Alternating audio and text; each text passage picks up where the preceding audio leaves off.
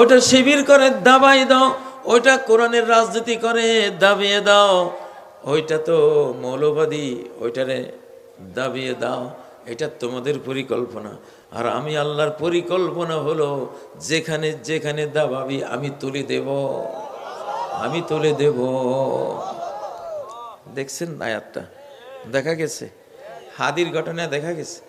পাইছে কেউ এত বড় জানাজা, এত বড়। ফেরেশতা তো আপনারা দেখেন নাই, ফেরেশতারা যে কি বিশাল বিশাল সাদা ড্রেস নিয়ে যে ওখানে ছিল, আপনারা তো ওইটা দেখেন নাই। যারা দেখার ওরা দেখছে। তো এত বড় মর্যাদা এইটা। কোরআন বলছে যখন মজলুম হতে হতে আমার ইবাদতকারী বান্দা বান্দিরা, আমার মুমিন বান্দা বান্দিদের দেয়ালে পিঠ থেকে যাবে, আমি কিভাবে যে তুলে আনবো তোরা দুনিয়ার মানুষ বুঝতেও পারবি না। ঠিক না বেঠিক? ভাবছে উসমান হাদির একটা গুলি দিলাম, তা গেল গা, আপদটা গেল, আপদটা গেল। এটা খালি বাংলাদেশ প্রেমিক, এটা বাংলাদেশকে স্বাধীন দেখতে চায়, বাংলাদেশকে উন্নত মমশির দেখতে চায়। এটা আমার পছন্দ হয় না। যাদের পছন্দ হয় না তারা তো এটারে বিষাক্ত মনে করছে। ঠিক না? ভাবছে যে একটা গুলি করে দিলাম, আপদ গেল। ঠিক না? আল্লাহ কয় আপদ গেল না ভাই নুরু, সবে মাত্র শুরু। আপদ সবে মাত্র শুরু। এমন এমন জনসমুদ্র তৈরি করে দিলেন, আল্লাহু আকবার। সারা পৃথিবীতে রেকর্ড ব্রেক। পৃথিবীর কারো জানাজাতে এত বড় জনসমুদ্র হয় নাই। ওয়ানুরিদু আন্নামুন্না আলাল্লাযীনা ইসতুদঈফু। আমি, আমার পরিকল্পনা হলো যাকে যেখানে দাবিয়ে রাখবি আমি তার স্নেহ মায়া দিয়ে তুলে আনবো, আমার দয়া রহমত দিয়ে আমি ভাসিয়ে তুলবো তারে। আল্লাহু আকবার। এরপরে দেখবেন স্নেহ মায়া দিয়ে জাতির মাথার উপরে তোলার পরে 2 নম্বরটা হবে। 2 নম্বর কি? ওয়ানাজআলাহুম আইম্মা। আমি এদেরকে বিশ্ব নেতা বানাই দেব। কি নেতা? বিশ্ব নেতা। আমাদের নাহিদরা, সার্জিসরা, আমাদের আরো যেগুলি এক সময় সমন্বয়ক ছিল, সারা পৃথিবীর নেতা হয়ে গেছিল এগুলি। ঠিক না? এখন যারা আছে, উসমান হাদি এখন বিশ্ব নেতা। আগে ছিল ছোটখাটো নেতা, এখন কি সারা ওয়ার্ল্ডের আন্তর্জাতিক ইন্টারন্যাশনাল সব মিডিয়ায় হাদির গুণগান, হাদির গুণগান। আমাকে প্রতিবেশীটা কয় সর্বনাশ, হ্যাঁ কি দেখলাম কি হইল, কি ভাবলাম কি হইল। এখন কয় থাক, বাংলাদেশ নিয়ে আমরা মাথা ঘামাইতাম না।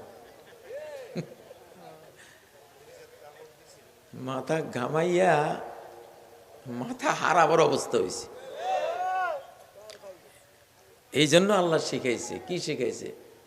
যে যারা আল্লাহরে মানে না তাদের ব্যাপারে তোমাদের নীতি হবে আশিদ্দাউ আলাল কুফার। যে কাফের বেঈমান জাহান্নামের পথে চলে যাচ্ছে, তারে তো তোমার বাঁচাইতে হবে। নরম হইলে বাঁচাইতে পারবা না, একটু কঠিন হবা, রুক্ষ হবা, পাথরের মতো এক একটা কথা কইবা, সিদ্ধা হইবা। আলহামদুলিল্লাহ, পোলাপান সে কঠিন স্লোগান দিছে কিনা, দিছে কিনা, দিছে। এটার ফল হয়েছে, ফল হয়েছে। এখন মোটামুটি নরমের হাবভাব শুরু হয়ে গেছে, নরমের হাবভাব শুরু হয়ে গেছে। তাহলে আমাদের এই যাদেরকে দাবিয়ে দিয়েছে, নাম শুনলেই ওই 15 বছরে গুলি করে দিয়েছে, গুম করে দিয়েছে, কারারুদ্ধ করে দিয়েছে, হাত পা কেটে জীবনের তরে ভঙ্গ করে দিয়েছে। ঠিক না? কতভাবে দাবিয়েছে, আমাকেও তো দাবিয়েছে, আমার বক্তা ভাইগুলিরে দাবিয়েছে। আজকে বক্তারা সারা বাংলাদেশ দাপিয়ে বেড়াচ্ছে। ঠিক না? আজকে নারায়ে তাকবীর, নারায়ে তাকবীর। তাহলে আয়াত দেখেন, আল্লাহ বলছেন ওয়ানাজআলাহুম আইম্মা। দাবিয়ে রেখেছ, নিজামীরে ফাঁসি দিয়েছ, মুজাহিদের ফাঁসি দিয়েছ, সাইদিকে হত্যা করেছো, এক একজন নিরাপরাধ নেতাগুলিরে এনে এনে ফাঁসি দিয়ে ভেবেছ শেষ করে দিলা। হ্যাঁ, শেষ হবে না। আজকে মাস্টার শফিকুর রহমানকে দেখো, বাংলাদেশ না বিশ্ব নেতা। হ্যাঁ, বিশ্ব ভাই। হয়তো কেউ ভাবতে পারেন যে হুজুর দলের কথা কন, আসলে দলের কথা কই না। মানুষের একটা স্টেজ হয়, একটা পর্যায়ে যায়, তখন সে দলের থাকে না, তখন সে গোটা জাতির হয়ে যায়, তখন সে গোটা বিশ্বের হয়ে যায়। ওদেরকে টানতে হয়, ওদেরকে সমর্থন দিতে হয়। যে মাস্টার শফিক সাহেব আমার সাথে একসাথে জেলে ছিল, কি অসহায়, আমি যে অসহায় উনিও সে অসহায়। আমি যে জেলের ভাত খাওয়ার পর্যায়ে গেছি, উনিও সেই জেলের ভাত। ঠিক না? একটা কম্বল ওনার ওখানে দেবে। যেহেতু আমি ছিলাম, আমি আগে থেকে ওই বিল্ডিংয়ে ছিলাম, সূর্যমুখী হল, কেরানীগঞ্জ। এখনকার যে তাজুল ইসলাম সাহেব, কোন তাজুল ইসলাম? ট্রাইব্যুনালের দুঃসাহসী প্রসিকিউটর। উনি ফোন দিয়েছিলেন আমার ছোট ভাইকে যে কাজী সাহেবকে বলো আমির সাহেবকে একটা কম্বল কিভাবে পৌঁছানো যায়। আমরা বললাম, আমি তো তখন কুতুব, জেলখানা অনেকদিন থেকে আসি, তো তখন আলেমরা হুজুররা থাকলে তো জেলার বলেন পুলিশ বলেন সবাই ডরে ভয়ে হোক আর যেমনি হোক একটা মানে, বুঝেন না? তো মানে সেই আমি সাহেব, শফিক সাহেব, ওনার ছেলে, আমি যে রুমে বন্দি, আমার সামনের রুমে ওনার ছেলেকে রাখা হয়েছিল, দেখছি। আজকে দেখেন সেই শফিক সাহেব আজকে কোথায়? আজকে সমস্ত ইউরোপীয় ইউনিয়ন 27-28 দেশের রাষ্ট্র দূতেরা আসে তার সাথে সাক্ষাৎ করার জন্য।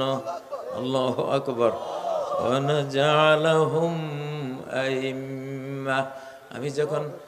আমার পরিকল্পনা হইল যেগুলির দাবাই রাখছ আমি নেতা বানাই দেব। ও ফকিন্নির ভূতেরা, পারলে ঠেকাইস। ফকিন্নির ভূতেরা পারলে ঠেকাই দিতে পারস না। আমি কই মারমু। কি মারবি তুই? তুই কি মারবি? একটা তো মাইরা দেখছ। হ্যাঁ, হাদি তো একটাই ছিল, এখন 4 কোটি হাদি। 4 কোটি হাদি, এক একটার স্পিরিট মনে হাদিকেও ছাড়াই যাবে, কারণ পরবর্তী সংস্করণ আরো পাওয়ারফুল হয়। ঠিক না? ঠিক।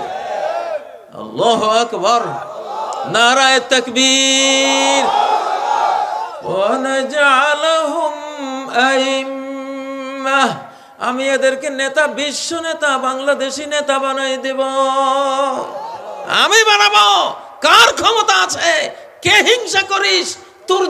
তুই জলে পড়ে ছাই ভস্ম হয়ে যা। আমি যারা নেতা বানাবো তুই থামাতে পারবি না, তুই পারবি না।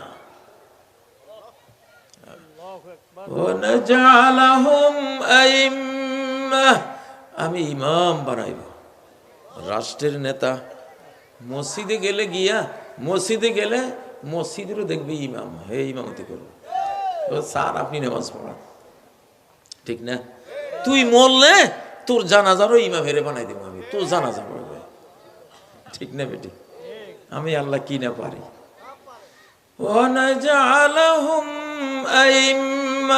দেখা শুরু না, এই আয়াত আমরা দেখতেছি বাংলাদেশে, দেখতেছি যেসব ইসলামী সংগঠন, ইসলামী দল, মামুনুল হক সাহেব আহারে, তারে লইয়া কত নাটক, কত সিনেমা, কত বায়োস্কোপ দেখলাম। তার হালাল বউ নিয়ে, হালাল স্ত্রী নিয়ে কত নাটক করলি। হ্যাঁ, রয়ের দালাল্লা, রয়ের এজেন্টরা করে কি, আলেমদের চরিত্র নষ্ট করিয়া মনে করে দিছি ওনারা শেষ করিয়া। শেষ করিস নাই, চন্দন কাঠে আগুন দিয়া তার সুবাস গোটা ভিতে ছড়াই দিছ। চন্দন কাঠ, এটা কেউ বুঝতো না, জানতো না এটা কি কাঠ। এটা দিয়ে কোনো পালঙ্ক হয় না, খাট হয় না, ফার্নিচার হয় না, তেমন দাম নাই। যে লোকের বাগান, ওই লোকের এক শত্রু ছিল, সেই শত্রুর মনে হয়েছে এই লোকের বাগানটা জ্বালাই দিছে আগুন। বাবারে, আগুন দেওয়ার পরে যে সুবাস শুরু হয়েছে, সুবাসে তো এখন গ্রামকে গ্রাম মানুষ দৌড়ে আসে, কিরে এই কিসের গ্রাম, কোত্থেকে আইয়ে দেখে যে চন্দনের বাগানে আগুন দিছি, সেই গাছের সুবাস, যে গাছের দাম ছিল না 10 টাকা, এখন 10 লাখ টাকা। ঠিক না বে ঠিক? ঠিক না বে ঠিক? মাহমুদুল হক সাহেবকে আল্লাহ নেতা বানাবেন, বাংলাদেশের একজন জাদরের নেতা বানাবেন। তার পরিকল্পনা। ফকিন্নির ভূতেরা, পারছিস ঠেকাইতে? পারছিস? আর পারবি? ও ভাইয়েরা, এমন পরিবেশ আইতে আছে, আমাদের 4 কোটি যুবক 4 কোটি নেতা, কয়টা মারবি? বাঙালিদের যা ব্রেন আল্লাহ দিছে, যা ব্রেন আল্লাহ দিছে, রিক্সাওয়ালারা যদি পার্লামেন্টে বসাই দিই সুন্দর চালাইতে পারবো ইনশাআল্লাহ। কয় পণ্য বিক্রি করে 250, 350, 200, তিনটে মিলি 150 নেন। কি ব্রেনটা! 250, 350, 200 মিলি 150, এটা কথা। এখন যে শুনে সে ভাবছে এই লোকে মনে হিসাব জানে না। ইস, কি মহামূল্যবান জিনিস, নে তাড়াতাড়ি। আসলে ওই হিসাব করেই এটা 150 টাকার জিনিসই, কিন্তু সে মার্কেটিংটা করছে কি 250, 350, 200 সমান সমান কত? 150। এখন যে হঠাৎ করে যে বুঝে নাই, সে বুঝে আসলে তো 350 টাকার জিনিসই, 250 টাকার জিনিসই, 200 টাকার জিনিসই, কিন্তু সে হিসাব জানে না দেখে তিনটা মিলাইয়া 150 টাকা কইছে, বোকাদের নিয়ে নেই তাড়াতাড়ি। আসলে কিন্তু ও 150 টাকার জিনিসে আকর্ষণ করার জন্য 250, 350, 200 বানাইছে। ঠিক না বে ঠিক? এরকম ব্রেইনে যে বাঙালি, তুমি রিক্সাওয়ালা তো বসাই দিস না, সুন্দর চালাইবে বাংলাদেশ ইনশাআল্লাহ। ঠিক না বে ঠিক? একদিন রংপুর গেছি, বড়া বর্ষা, বর্ষার ভিতরে বিলের মাঝখানে পানি, গলা সমান পানি, বিলের মাঝখানে বসে একটা লোক হিসতেছে। কি রে বাবুরে, এইটা কি আবার কাণ্ড! এই লোক চারদিকে সাগরে, সাগরের মাঝখানে কি হিসতেছে? পরে অনেকক্ষণ দাঁড়ায় দাঁড়ায় গবেষণা করলাম, জিজ্ঞাসা করলাম, ভাই এলে একটু বোকা লোক নাকি হিসতেছে? কেন বোকা না, সে একটা লাইন বানাইছে, ড্রেন, ড্রেন বানাইয়া ড্রেনের মাথায় আন্তা বসাইছে, আন্তা বসাইয়ে ওই মাথা বসে হিসতে আছে। হিসলে না একটা স্রোত হইব, স্রোত হইলে ওই মাথায় মাছে মনে করবো, মনে হয় এদিকে নতুন রাস্তা বাইর হয়েছে। নারায়ে তাকবীর! আরে ভাই, বাঙালিরে খেপাইস না, বাংলাদেশি করে খেপাইস না। ওই নাসা মহাকাশের স্টেশন বাঙালিরা দেখবেন কতগুলি আছে ওখানে, মহাকাশে যায়। আমেরিকা চলে তো এইসব ব্রেন দিয়ে। আমেরিকার বহু মিসাইল, এই যে ক্ষেপণাস্ত্র ডিজাইনার হলো বাঙালি। আমার সাথে জেলখানায় একজন ছিল, 86 বছর বয়স। তো আমেরিকায় 3-4টা ইউনিভার্সিটিতে ডক্টরেট করা। তো ওনার সাথে আমি একই ইয়েতে ছিলাম, একই বিল্ডিংয়ে, জেলখানায়। দেখলাম লোকটার মধ্যে, সে সকাল সন্ধ্যা নবীজির দুরূদ পড়ে আর 2 চোখ বেয়ে বুক ভাসায় ফেলে পানি দিয়ে। ভাবলাম যে এই লোকটা ইংরেজি লোক, তো তার এত সাংঘাতিক আবেগ। তো ওনার একটু ঘনাইলাম, গল্প করলাম। কয় যে বিল গেটস যে মাইক্রোসফট কোম্পানি, উনি ওই মাইক্রোসফট, বিশ্বের সেরা ধনী না বিল গেটস, ওই বিল গেটসের মাইক্রোসফট কোম্পানির উনি কম্পিউটার অপারেটর ছিলেন। আমাকে বললেন যে বহু বাঙালি, ও তো বিল গেটস তো বাঙালি দিয়েই উঠছে। আল্লাহু আকবার! এমন ব্রেইন আল্লাহ তাআলা বাংলাদেশে দিছে। এক বিজ্ঞানী গবেষণা করছে, কয় পৃথিবীর সব জাতির ব্রেইন খরচ হয়ে গেছে। তো আমরা চিন্তা করতাম পৃথিবীটা চালাইব কে এখন? পরে বাংলাদেশের ব্রেইন গবেষণা করলাম, কয় দেখলাম যে পুরাটাই খালি রয়েছে, কিচ্ছু ব্যবহার হয় নাই। এই জন্য এখন সারা পৃথিবী দেখবেন বাংলাদেশের দিকে আসতেছে।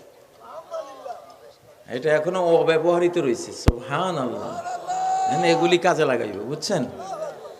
নারায়ে তাকবীর! নারায়ে তাকবীর! ওয়ানাজআলাহুম আইম্মাহ যেগুলিরে রাজাকার কইছত আমি এগুলিরে নেতা বানাই দেব, তোর জাতির নেতা। আল্লাহু আকবার। জঙ্গি কইছত, মৌলবাদী কইছত, তারপরে সন্ত্রাসী কইছত, ঠিক না? আমি আল্লাহ ওদেরকে দিয়েই তো করে শাসন করাবো।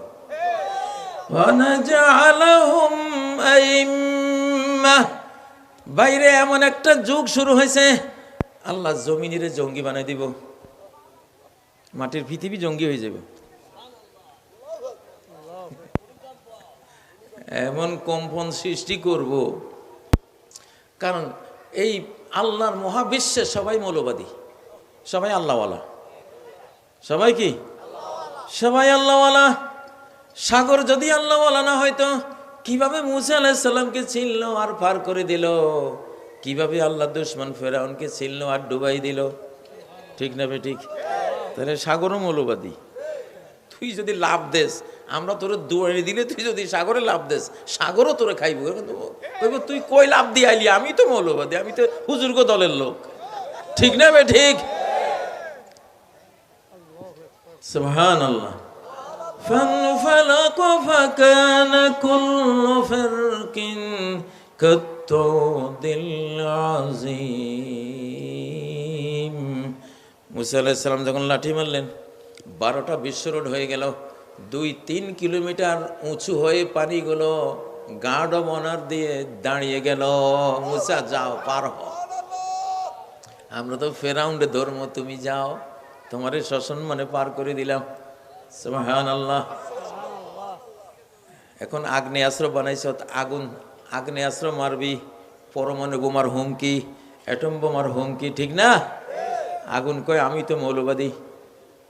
আমি যদি মৌলবাদী না হইতাম তাহলে ফিলিস্তিনের একটা প্রাণীও বাঁচত না। হিরোশিমা নাগাসাকিতে যে অ্যাটম বোম মারেছে ওই রকম 20-25টা মারা হয়ে গেছে, এখনো গাজা বাঁচা রয়েছে। ঠিক না বে ঠিক? আগুনও মৌলবাদী। আগুন যদি মৌলবাদী না হয় তাহলে নমরুদের জ্বালানো আগুন, নমরুদে লক্ষ লক্ষ মন লাকড়ি খড়ি জমা করে সেই জমাকৃত লাকড়ির মধ্যে আগুন দিল, ঠিক না? সে আগুনের মধ্যে তার দুশমন হযরত ইব্রাহিমকে ফেললো। নমরুদের আগুন মৌলবাদী। প্রমাণ হইল কি আগুনটাও কি রে, হে মৌলবাদী না হলে হের ইব্রাহিম তো দেখা যায় আগুনের দোস্ত, কয় হাজার বছরের তার পরিচিত ফ্রেন্ড। মৌলবাদী দোস্তি না? তো আগুন মৌলবাদী না হলে ইব্রাহিমরে জ্বালায় না কেন? হ্যাঁ, নমরুদ বৈশা বৈশা চিন্তা করতেছে, হায় হায় রে, এটা কি করা, যেখানে দিব ওইখানে সবাই তো মৌলবাদী। সত্তা মশাও মৌলবাদী, ঠিক না? মশা কি? ও ভাইয়ারা, কোনটা ধরবা? এই মাটি যদি মৌলবাদী না হইতো কারণকে কিভাবে তলাইতো? মুসারে কিচ্ছু কয় না। মুসা আলাইহিস সালামের গর্বই সব ঠিক রাখছে, কারণের কয় তুই আমার বন্ধুর লগে ডিস্টার্ব করছ, তোর শেষ খাদে ফেলাইছে, ঠিক না?